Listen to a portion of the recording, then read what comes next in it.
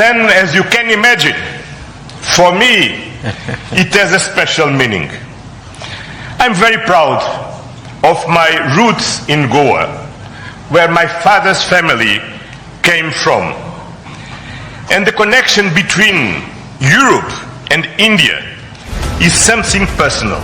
I'm the president of the European Council, but I'm also an overseas Indian citizen. Antonio Costa, जिनके roots Goa से जुड़े हुए हैं, वो इस खास मौके पर शिरकत करके इतने गदगद हैं कि वो भारत को धन्यवाद दे रहे हैं और वो कह रहे हैं कि इस गणतंत्र दिवस में सम्मिलित होके उन्हें बहुत ही ज्यादा आनंद आ गया। दोस्तों, यूरोपियन यूनियन की जो लीडरशिप है वो इस वक्त आपको पता है इंडिया के अंदर मौजूद है। और मैं देख रहा था कि जो उर्सुला वॉन डर लेयन है, उन्होंने कहा है कि दुनिया की दो बड़ी डेमोक्रेसीज ने दुनिया का सबसे बड़ा सिक्योरिटी एंड डिफेंस पार्टनरशिप को लॉन्च किया। दावोस में उर्सुला वॉन डर ने मदर ऑफ ऑल डील्स कहा, बल्कि जितने भी ईयू लीडर्स हैं और अलग कंट्रीज के जो उन्होंने भी इस डील को लेकर ग्लोबली एक ऐसा माहौल बन चुका है भारत और ईयू के बीच में जो ट्रेड डील है, क्यों इसको मदर ऑफ ऑल डील कहा जा रहा है? सभी देशों के बीच में आपस में चलती रहती है, लेकिन जब फ्री ट्रेड एग्रीमेंट हो जाता है तो समझ लीजिए दरवाजे खुल जाते हैं। यस, दोनों ब्लॉक अपना अपना इंटरेस्ट देख रही हैं कि this is mother of all deals for 2 billion people, जिसमें से दोनों साइड जो है वो बेनिफिट लेंगे। And this is also obviously the beginning, जिसमें यह है कि स्टार्ट है अभी। Actually this is what she said. Von der Leyen और बाकी सभी ईयू के और लीडर्स वहां पर मौजूद रहे और जिस तरह से माहौल रहा, और इस सब के बीच में जो सबसे ज्यादा चर्चा है ईयू और भारत के बीच हो रही ट्रेड डील की, और साथ ही जो डिफेंस बिजनेस पर बहुत ज्यादा बात। इंडिया के एक्सपोर्ट 20% राइज किए हैं और यह हुआ है साथियों सोने पे सुहागा।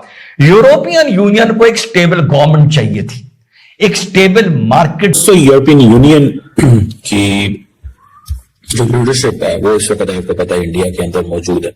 और मैं देख रहा था कि जो उर्सुला वॉन डर लेयन है, उन्होंने कहा है कि दुनिया की दो बड़ी डेमोक्रेसीज ने दुनिया का सबसे बड़ा सिक्योरिटी एंड डिफेंस पार्टनरशिप को लॉन्च किया। ठीक है जी। अच्छा, मजे की बात है कि ये जो डिफेंस डील है, this is a defence and maritime security partnership है, defence and maritime security partnership. और दूसरी बात यह है कि वो कह रही हैं कि this is mother of all deals for 2 billion people, जिसमें से दोनों साइड जो है वो बेनिफिट लेंगे। And this is also obviously the beginning, जिसमें यह है कि स्टार्ट है अभी। Actually this is what she said.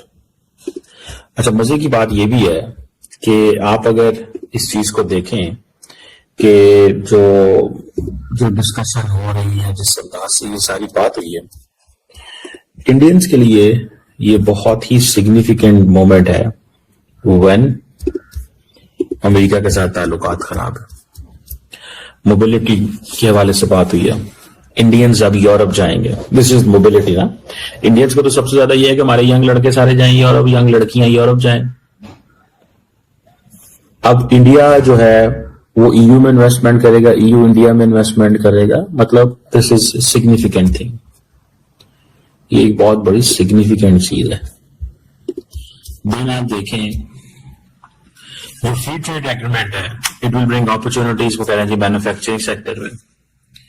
बड़ा ट्रेड एग्रीमेंट है और 3 दिन से वो यहाँ पे है।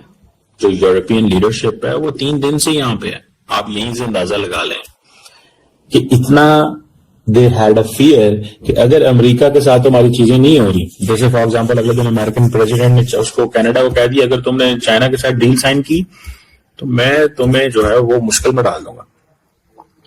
तो बेसिकली सारे के सारे जो लोग हैं वो तो आ ही इंडिया रहे हैं। पहले अमेरिका ने तमाम यूरोपियंस को, वेस्टर्न्स को राह दिखाया इंडिया का, और फिर इंडिया को 50% टैरिफ टाइट कर दिया, बाकियों को भी टाइट कर दिया। एंड देन क्या हुआ? देन ये हुआ कि ये जितने मुल्क हैं इन सब ने ये सोचा कि अब हम चाइना की तरफ भागते हैं। उन्होंने कहा चाइना की तरफ जाओगे तो जो मेरे तुम्हारे एग्रीमेंट है वो मैं आपको उस पर टफ टाइम दूंगा। ट्रेड सभी देशों के बीच में आपस में चलती रहती है, लेकिन जब फ्री ट्रेड एग्रीमेंट हो जाता है तो समझ लीजिए दरवाजे खुल जाते हैं। यस, दोनों ब्लॉक अपना अपना इंटरेस्ट देखते हैं, लेकिन कोई कोटाज हो, ट्रेड कंडीशंस हो, टैरिफ्स हो, उनको न्यूनतम पे ले आया जाता है और खत्म कर दिया जाता है। जो गल्फ काउंसिल है उसके साथ भारत का ट्रेड 2024 में था $161 बिलियन, यूरोपियन यूनियन के साथ था 135, एशियान रीजन्स के साथ था 120, यूएसए के साथ 130 एंड चाइना के साथ 120 बिलियन डॉलर्स में बता रहा हूं। यूरोपियन यूनियन के अगर $135 बिलियन की बात करें तो लगभग 75-80 बिलियन डॉलर भारत उनको एक्सपोर्ट कर रहा था और उनसे ले कम रहा था। आंकड़ा लगाया जा रहा है और अनुमान लगाया जा रहा है कि आने वाले 3 से 5 साल में भारत का एक्सपोर्ट यूरोपियन यूनियन के लिए 3 गुना हो सकता है, यानी $225 बिलियन हो सकता है। वैसे भी अमेरिका के टैरिफ का कोई असर नहीं पड़ रहा था।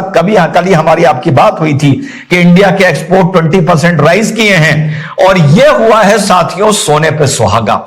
यूरोपियन यूनियन को एक स्टेबल गवर्नमेंट चाहिए थी, एक स्टेबल मार्केट चाहिए था, एक ऐसा मार्केट चाहिए था जिसपे वो भरोसा कर सके। वीडियो को यहाँ तक देखने के लिए आपका बहुत बहुत धन्यवाद। यदि वीडियो आपको पसंद आया हो तो इसे लाइक करना ना भूलिएगा, साथ ही शेयर अवश्य करें मित्रों। और अगर आपको हमारा काम पसंद आता है तो चैनल को सब्सक्राइब करना ना भूलें। आप लोग वीडियो देखते हैं परंतु सब्सक्राइब नहीं करते, हमारे 99% श्रोता हमारे चैनल को सब्सक्राइब नहीं करते हैं, तो प्लीज आपसे आग्रह है कि चैनल को सब्सक्राइब जरूर करें और बेल आइकन दबा दें ताकि आपको हमारे आगे आने वाले वीडियोस का नोटिफिकेशन मिलता रहे। आइए बात कर लेते हैं इस वीडियो पर। आपको ज्ञात होगा कि 25 जनवरी के दिन यूरोपियन यूनियन के सभी हेड्स ऑफ स्टेट भारत आए थे। उसका मकसद था ईयू व भारत के मध्य ट्रेड डील पे यानी कि FTA पर साइन करना और उसे अंतिम रूप देना। साथ ही उन्हें 26 जनवरी की परेड में मुख्य अतिथि के रूप में आमंत्रित भी किया गया था। उन्होंने 26 जनवरी को विशेष रूप से सराहा। साथ ही जब ट्रेड डील्स को साइन किया जा रहा था उस समय सभी नेताओं का अभिभाषण हुआ, जिसमें ईयू चांसलर ने अपना अभिभाषण दिया, भारत के प्रधानमंत्री, रक्षा मंत्री, गृह मंत्री और विदेश मंत्री ने भी अपने अभिभाषण किए। साथ ही एंटोनियो कोस्टा जो कि ईयू के प्रेसिडेंट हैं, उन्होंने विशेष धन्यवाद देते हुए अपना संबंध भारत से बताया। उन्होंने बताया कि